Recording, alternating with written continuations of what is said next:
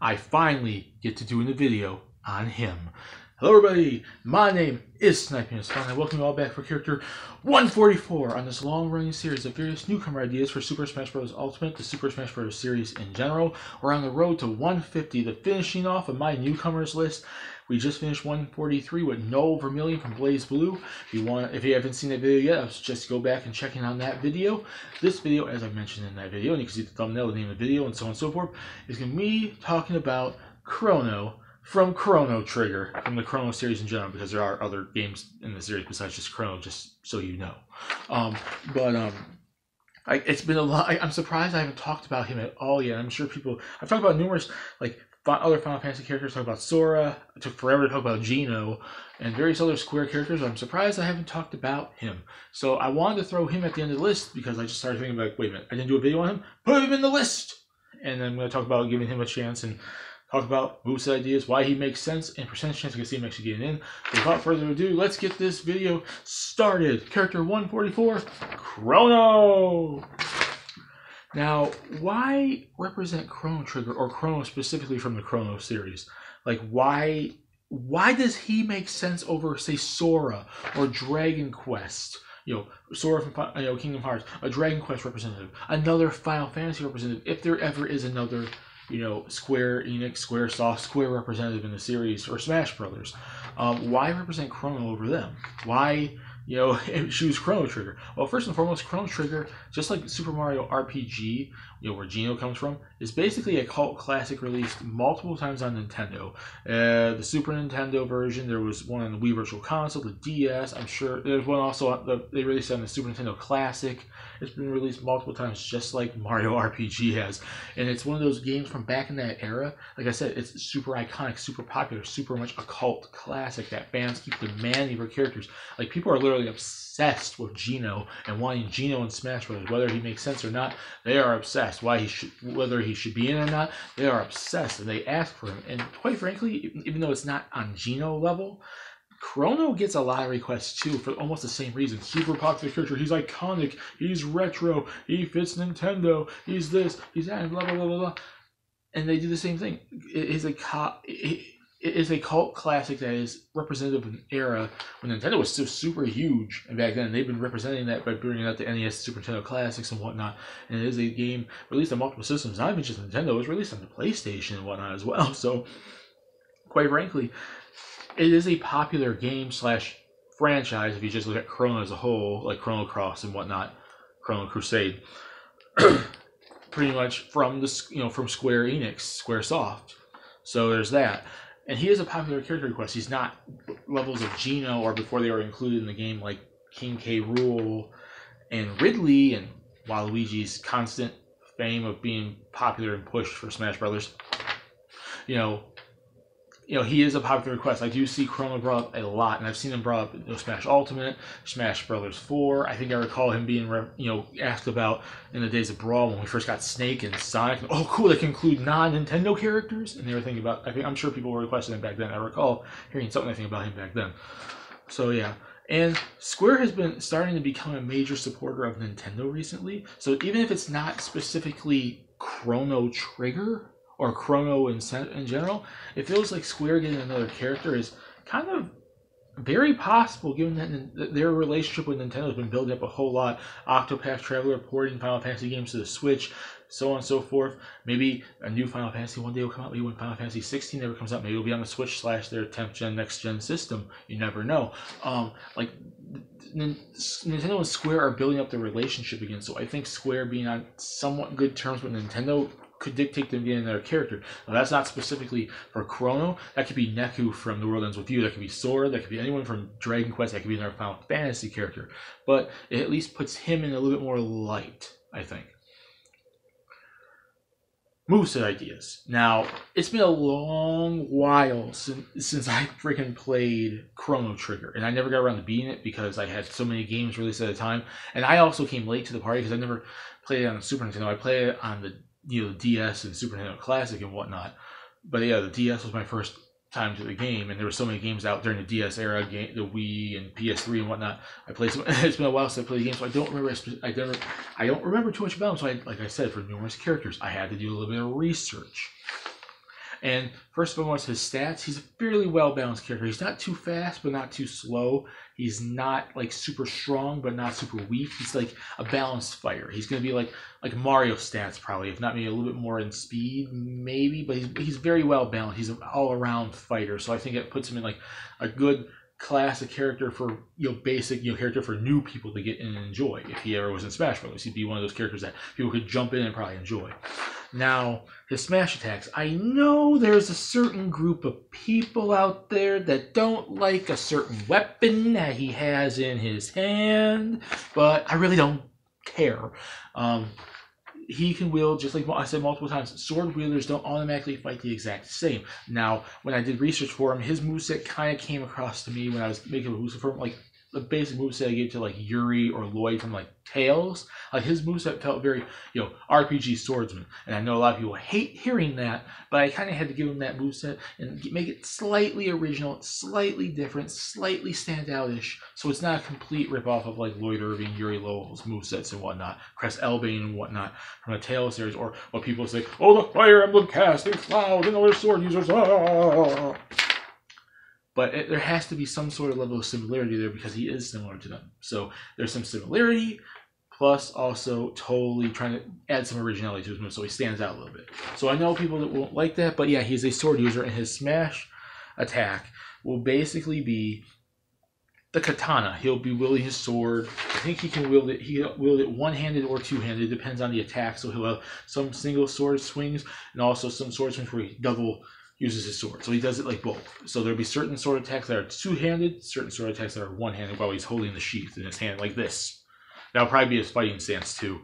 And his katana will be his base weapon. So I'd say the one that starts out the beginning of the game, the basic katana, will basically be his sword that he uses in the game. But I wanted to represent his ultimate weapon too, which is called the Dream Seeker. And his sword can be charged. So it'd be like a charged attack where you hold it down, you can charge it. And when he does that, he instead pulls out the Dream Seeker, and that will be his charged sword attack. Like the base sword will be used for everything else. But when you charge your sword swings, he's going to pull out the Dream Seeker instead of the basic katana. Just to kind of represent the beginning sword from Chrono Trigger and the end sword from Chrono Trigger. That's the strongest weapon in the game. There you go. For smash attacks, he could also use... he can do cleave, which is a spin cut, so he spins around. So it's gonna be kind of like Link's spin, which we don't have any other characters besides the Links that do that really sword wise. So that kind of stands out a little bit for a non-Link character to do a cleave spin around attack. But his probably won't be charged; it'll probably just be a standard one. Like I said, his charge attacks are pretty much gonna be like powerful sword strikes where he pulls out the Dream Seeker. He can do Frenzy, which is a standard katana attack, which will be quick, but it can confuse opponents. Super combo heavy, so he can strike 4 hits in like a combo. So it's not going to be like so much special attack as much as him doing his combo, but it's called Frenzy in the game. It's a special ability where you can confuse opponents and hit them 4 times to confuse them, and it's like a combo of attacks. So I'm representing that by his combo with the sword. So if you do it, you do like, and the opponent will be like, ooh, and then it'll be a combo attack, and maybe if you hit successfully, you can daze them for a second or two just so you can go in for another attack. But like I said, and that's really about it for his smash attacks. The katana will be his base attack. You can do certain attacks that are double-handed swords and one single hand while he's holding the sheath. If you charge the sword attack, it'll be a Dream Seeker. He can do a cleave, which is a spin cut, and he's very combo heavy, which would be Frenzy, which can in his game can confuse opponents. It'd be kind of cool, maybe stun your opponent if you do this in the Smash Brothers for like maybe 1 to 3 seconds, and it's 4 times. It'd be like 4 combo strike swords. And the Dream Seeker attacks will be more powerful, but also slower. So when you charge it, he's gonna hit it, but it's gonna be swung a little bit slower, just to kind of counteract it being more powerful in his combo his charge attacks. His special attacks are gonna be where all the tech is, all like the special abilities. Like in most RPGs, if you've ever played an RPG, you use magic, you use special abilities. Like in the Tales franchise, they're called arts. Or like in Final Fantasy, Kingdom Hearts, I can do fire. Thundaga, Fireaga, Wadaga, or Thundaga, the various like water, fire, magic spells, and various RPGs can do special abilities. That's what I want to do for what they're called techs, but single techs, because I'm kind of holding something off at the Final Smash, just you wait for a minute, the Final Smash. But single techs, which are held by one character, he can do The Cyclone, which is whirl about enemies. So if you're in the vicinity of an enemy, you do like the Cyclone. He swings his sword about. He causes wind to come out, and you can pretty much send opponents flying backwards, upwards, all over the place. It will give them a little bit of damage and put a little bit of distance between you and them. So it's like wind. It's like he pulls out a sword, and they get blown away. And a little bit of damage. Wind Slash, which is a wind wave line. It's basically him just waving up. He just puts his sword down, and across the ground, like in front of you, will be like a distant, like it'll be a range attack. Wind, like, and if your opponent's in the way, it'll hit him and probably send him flying back too. But it'll be more damageful than the Cyclone. He can do Lightning 1 and Lightning 2, which is bring lightning down. He can also do Luminaire, which is Holy Light. So he brings down the Holy Light down on you. So I'm gonna say like his Lightning / Lightning 2 will be more powerful, so it's gonna be his Charged Lightning. So if you Charged Lightning attack, it'll come down more powerful as Lightning 2. And it'll probably come down a little bit in front of you instead of down on you, like a Pikachu thing. So it'll be like a Pikachu thing, but it'll be down a couple of things in front of you. So it'll be a ranged attack from like the sky. Same thing with Holy Light, but Holy Light will probably be quicker, maybe not as powerful as Lightning, and that'll basically be his special attacks. His special abilities: he can do a Cyclone to send you flying, Wind Slash, like ranged wind from his sword. He can do the Lightning, which comes down as damage, charge the Lightning 2, and Luminaire, which is Holy Light damage, which would probably come down just in general around him instead of in front of him, so it'll come down around him.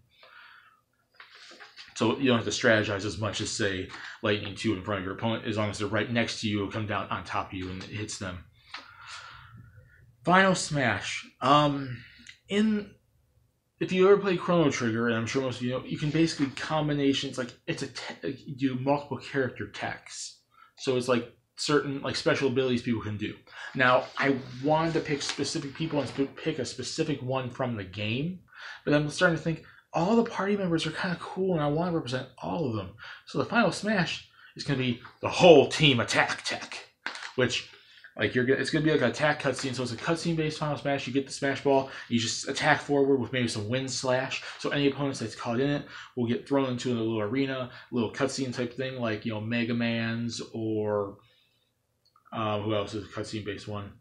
Mega Man, Duck Hunt, Captain Falcon.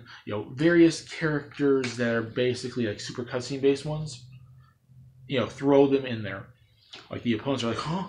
And then from the distance, you see like the whole team attack. Basically, then there's Marley, Luca, Frog, Robo, Isla, and Magus. They all come in because I want to represent the whole party. They all come in and do their own little attacks to you, and then Chrono comes in, charges up his sword like a big giant Dreamseeker wind attack. He's like, ah! And it sends you flying off the stage. After you get your butt kicked by the rest of the party, all 6 of them, he comes in for the final blow and sends you flying off the stage. High enough damage, you're KO'd. That's about it. Percentage chance I can see him actually getting in the game. Here's the thing. As much as I would like to see him in there, he's not my most wanted Square character. See, for me, my most wanted would be Sora, because out of the remaining ones left, for me, Sora is the most iconic to me. And then in terms of after that, it'd be picking a Dragon Quest character, not specifically for being iconic for me, but because they're iconic to Square in general, and Nintendo and the gaming industry and Japan and whatnot.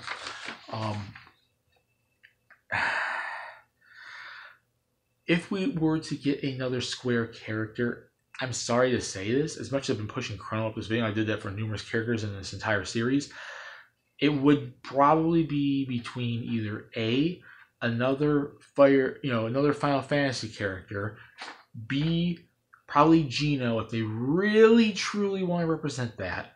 It depends. 3, a Dragon Quest character, which in my opinion is the most likely right now. It's not the rumor of Erdrick excluded. Neku, or actually really that's about it. In my opinion. But it's and Sora. So I think those 5 have more chance. It's either going to be between Sora, someone from Dragon Quest like Erdrick, Geno, Neku, or someone else from Final Fantasy. In my opinion, I'm sorry, Chrono, because he only has one game. And I know that's the same thing said to Geno, and that's the reason why I put Geno as a little bit lower, because he only has one game and there's no recent appearance from him in so long besides a cameo like Mario and Luigi. But Geno has super push from fans. Like Chrono doesn't even have remotely a close push from fans. Now out of those 5, I'd say the most likely one would be between Dragon Quest, Sora, and Geno. I don't think we're going to get another Final Fantasy character, at least not anytime soon. And Neku, unless we get a World Ends With You 2, I know it came out and was re-released on the Switch. I think it's between those three. I'm going to give him a 20% chance, which is probably lower than all those characters I just mentioned. It's possible, especially if we get more games from Chrono, the Chrono series in general. Maybe they want to make a Chrono Trigger sequel, which Chrono Crusade, Chrono Cross was already technically a sequel, but maybe a direct sequel called Chrono Trigger 2. I don't know, but it varies. I say 20% chance. It's not super high, but not super low. So it varies, really. And I'd like to see him, but he's probably one of the least likely Square characters right now, which is sad to say, given he is a super iconic character and popular, and could be a really cool character, despite being a anime sword guy that you all seem to hate. But yeah, that's it for Chrono. Hope you guys like this video. Put in the comments what you guys think. Do you guys want to see Chrono from Chrono Trigger? Do you guys like my reasons for why it makes sense? My moveset, 20% too high, too low? Discuss it down there. Or what else? And if not him, like if there wasn't a Square character, who would you pick? Neku, Sora, Dragon Quest, Geno, whatever. Put it down there. Discuss it below. That's it for character 144. And when I come back for 145 on this road to 150, we are going to be tackling a rare character, a Microsoft character, and that's going to be the Battletoads.